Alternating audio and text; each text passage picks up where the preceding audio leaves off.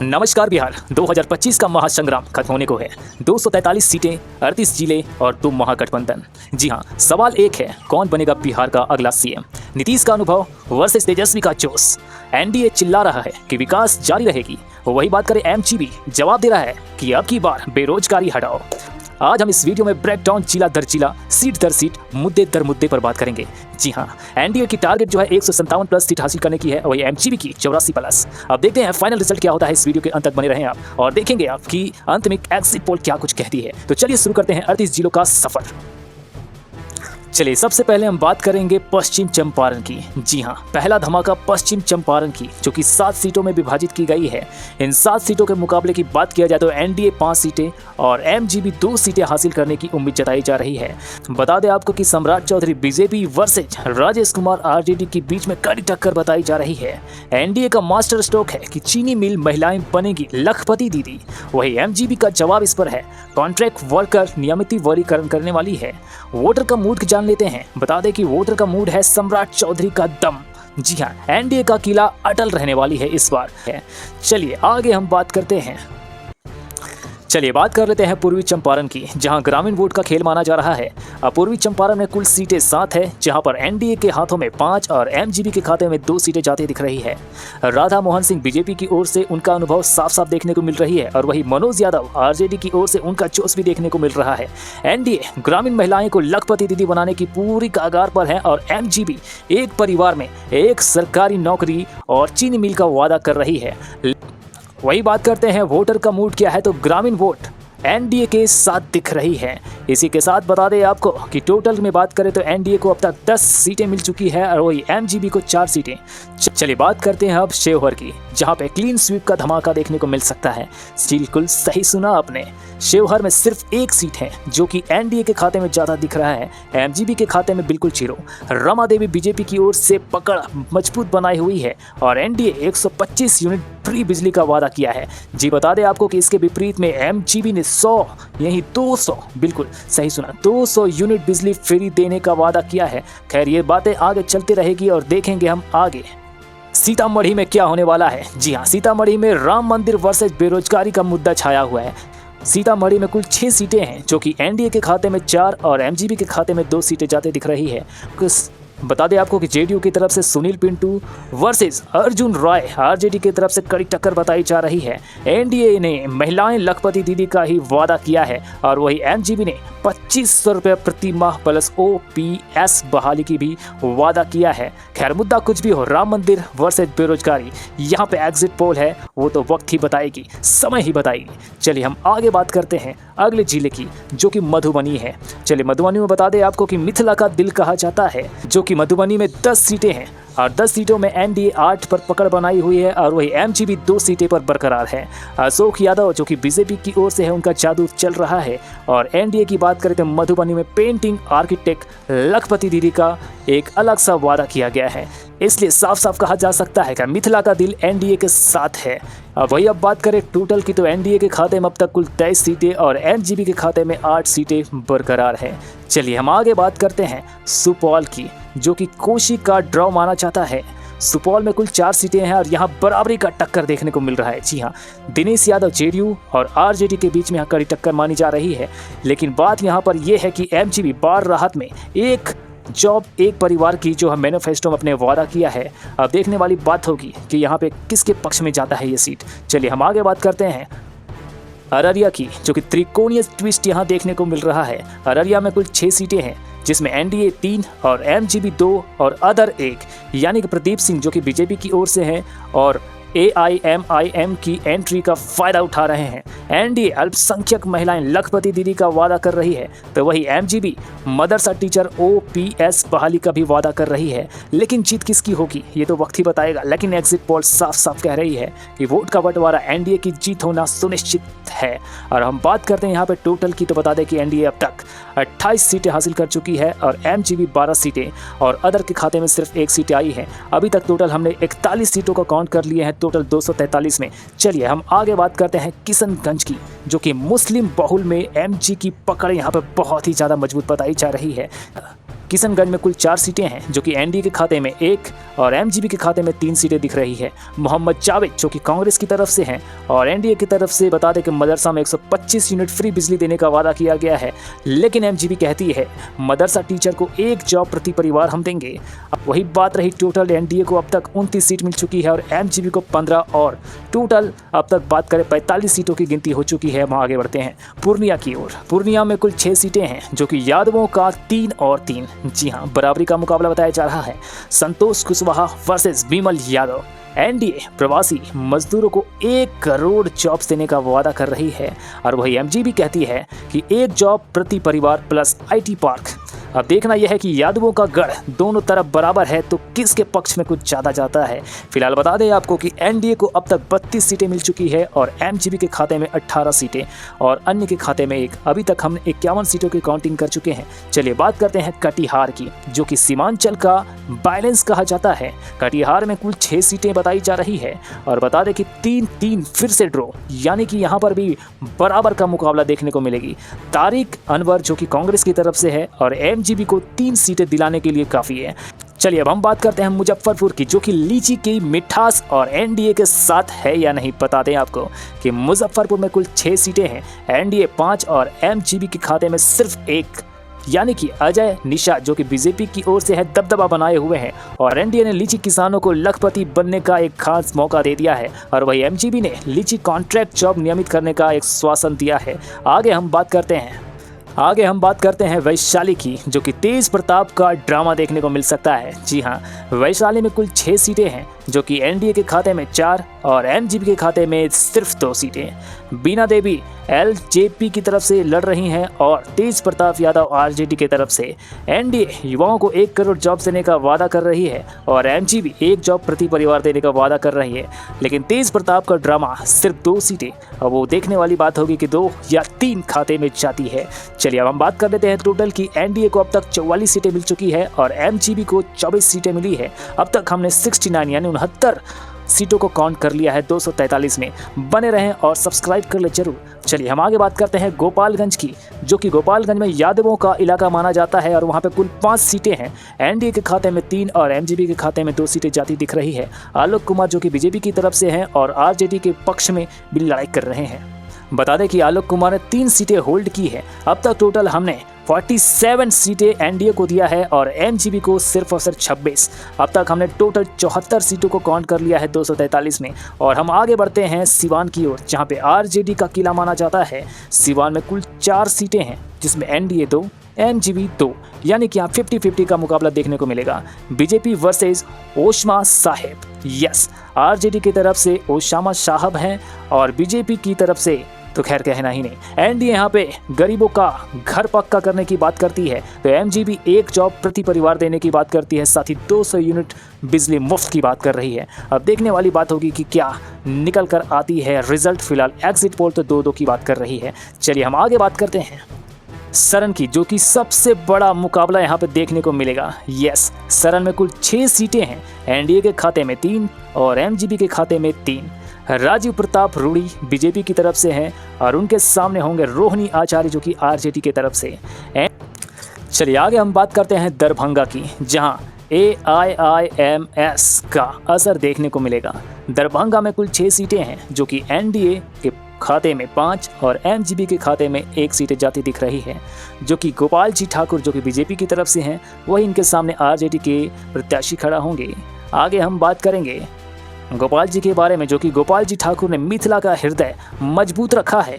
अब टोटल की बात करते हैं कि एनडीए के खाते में 57 यानी 57 सीटें जा चुकी है और एमजीपी के खाते में 32 यानी कि 32 सीटें जा चुकी है। कुल अभी तक हमने 90 यानी कि 90 सीटों का काउंटिंग कर लिया है। आगे हम बात करेंगे मधेपुर का, जो कि लालू का पुराना गढ़ माना जाता है। मधेपुरा में बता दें आपको कि 4 सीटें जो कि एनडीए के खाते में 2 और एमजीपी के खाते में 2 सीटें जाती दिख रही है। दिनेश चंद्र यादव जो कि जेडीयू की तरफ से हैं और उनके सामने आरजेडी के प्रत्याशी होंगे। एनडीए कोसी बाढ़ पीड़ितों को पक्का घर देने का वादा कर रही है और एमजीपी कोसी मजदूरों को 1 जॉब और प्रति घर परिवार को वो देने के वादा किए हैं। लेकिन बात यही नहीं रुकती, लालू का गढ़ है यहाँ पे साफ साफ देखने को मिल रहा है कि 2-2 यानी कि यहाँ पे ड्रॉ का मुकाबला देखने को मिलेगी। तो चलिए बात करते हैं अब सहरसा की, जो कि बाढ़ का केंद्र माना गया इस बार। चलिए बात करते हैं सहरसा की, जो कि कुल 4 सीटें हैं। एनडीए के खाते में 2, एमजीपी के खाते में 2। बीजेपी वर्सेस आरजेडी का बीच कड़ी टक्कर बताई जा रही है। एनडीए ने बाढ़ क्षेत्र में 125 यूनिट फ्री बिजली का वादा किया है और एमजीपी ने बाढ़ पीड़ितों को 2500 रुपये प्रति माह देने का वादा किया है।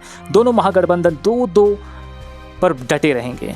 चलिए अब हम बात कर लेते हैं, एक बार नज़र डालते हैं। एनडीए के खाते में अब तक 61 और एमजीपी के खाते में 36 सीटें आ चुकी हैं। अब हम बढ़ते हैं बेगूसराय की ओर, जो कि इंडस्ट्रियल हब कहा जाता है, जहां पे कुल 4 सीटें का बंटवारा होना है, जिसमें एनडीए को 3 और एमजीपी के खाते में 1 सीटें जाती दिख रही है।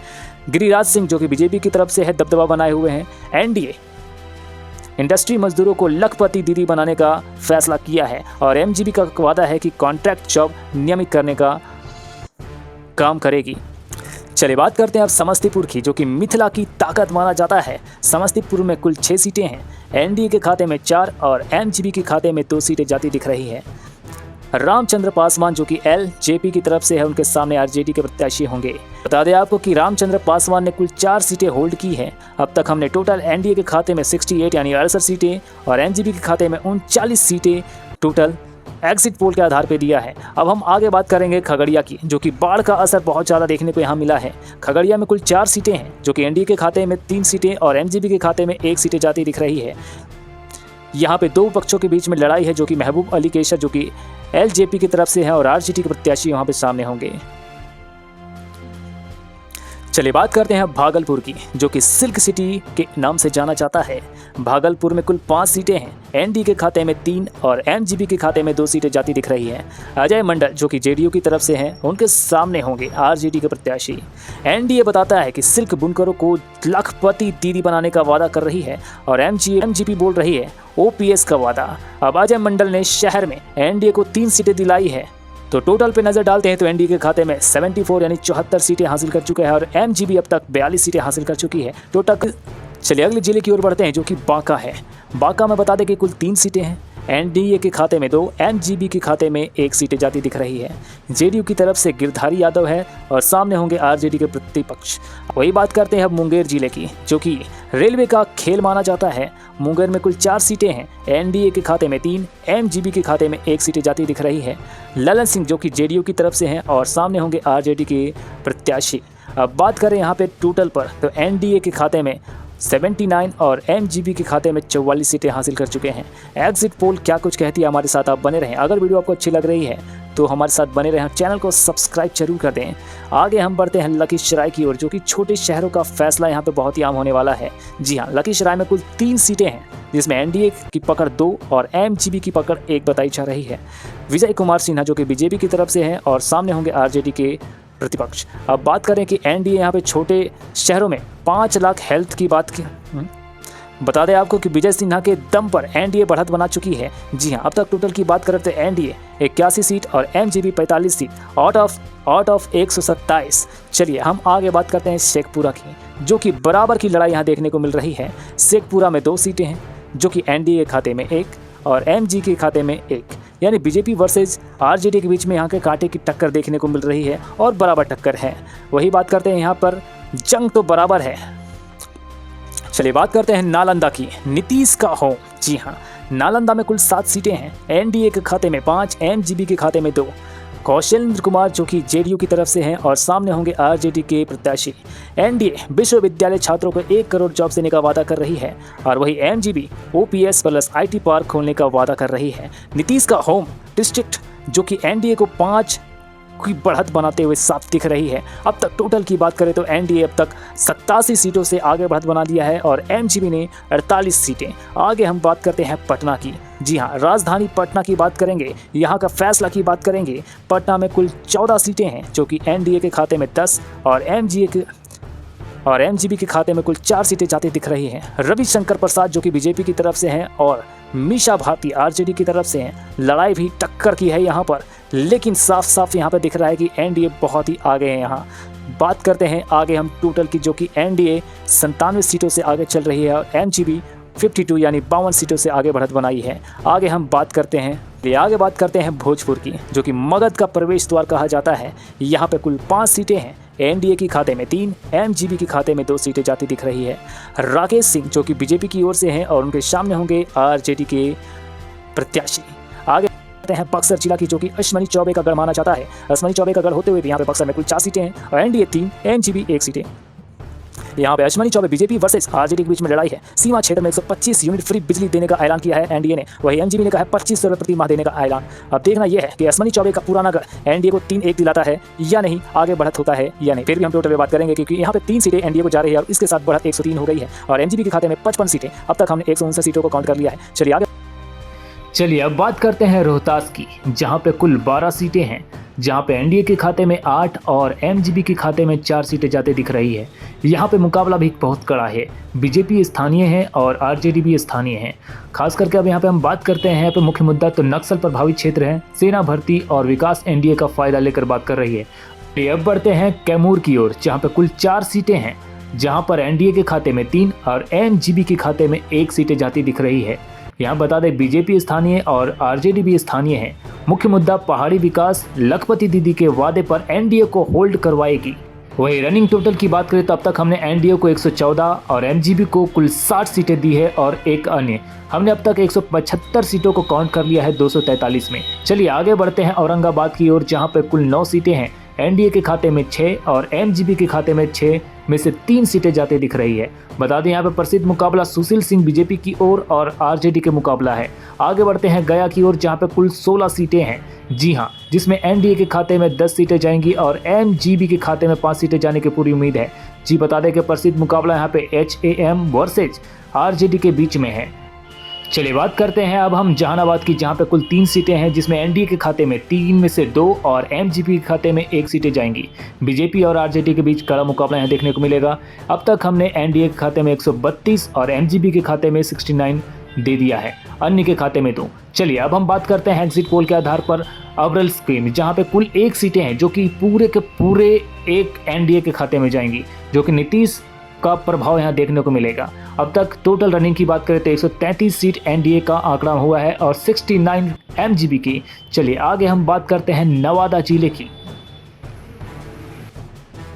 नवादा जिले में कुल 5 सीटें हैं, जिसमें एनडीए के खाते में 3 और एमजीबी के खाते में 2 सीटें जाएंगी। यहाँ पे विवेक ठाकुर जो कि बीजेपी की ओर से हैं।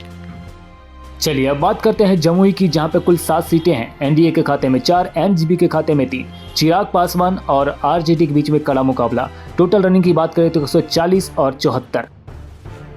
वही अब हम बात करेंगे अंतिम 18 सीटें, जो कि फाइनल टैली होगा। निर्णायक जीत के लिए बहुत ही जरूरी है।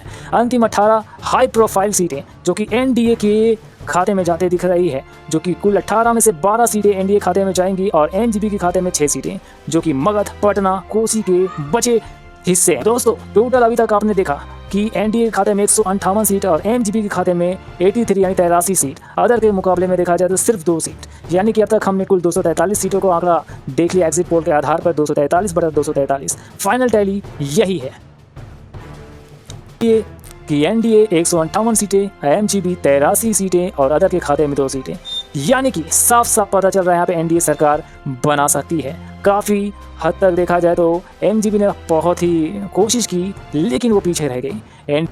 तो इससे साफ साफ देखने को मिल रहा है कि नीतीश कुमार एक बार फिर सीएम की कुर्सी की ओर बढ़ रहे हैं। तेजस्वी की लड़ाई जारी है, लेकिन आज का दिन एनडीए का है। क्या आप सहमत हैं इस फैसले से? कमेंट करें, शेयर करें, सब्सक्राइब करें। तो ये था आपका एग्जिट पोल, जो कि सटीक जानकारी हमने पूरी देने की कोशिश की है। चलिए हम मिलते हैं अगली वीडियो में। धन्यवाद।